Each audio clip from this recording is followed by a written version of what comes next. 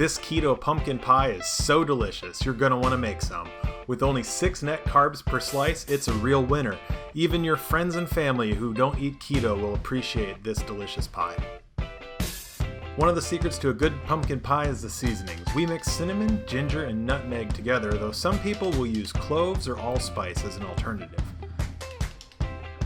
We'll start off by making the pie crust, which is almond flour based and will contain some Monkfruit Sweetener and just a little bit of that pumpkin pie spice.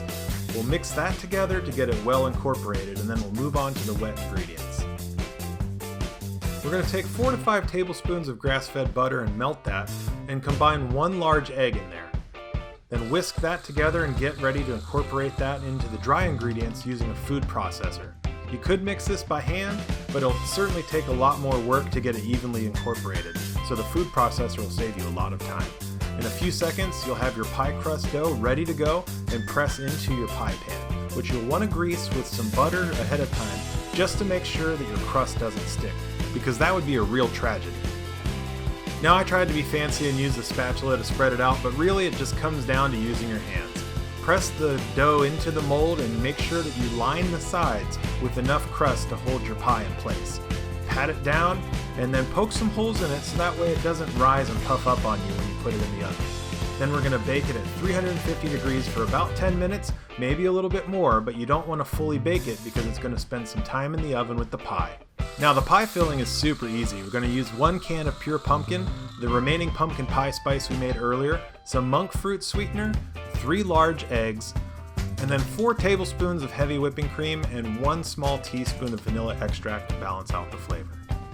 We'll pulse that in the food processor for a few seconds, and then we'll usually have to open it back up and then scrape the sides back down with a spatula. Then we'll pulse again for a few seconds, and then your pie mixture will be ready to go and pour right into your crust.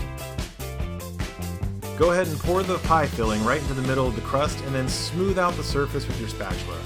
You'll also want to tap it on the counter a few times to release any air bubbles, and then we're going to bake it for about 45 minutes at 350 degrees. The trick is that we don't want to overly cook the exposed crust, so you may want to cover it in aluminum foil, but we also want to make sure that we bake it long enough that there's not going to be any jiggle in the pie before we take it out.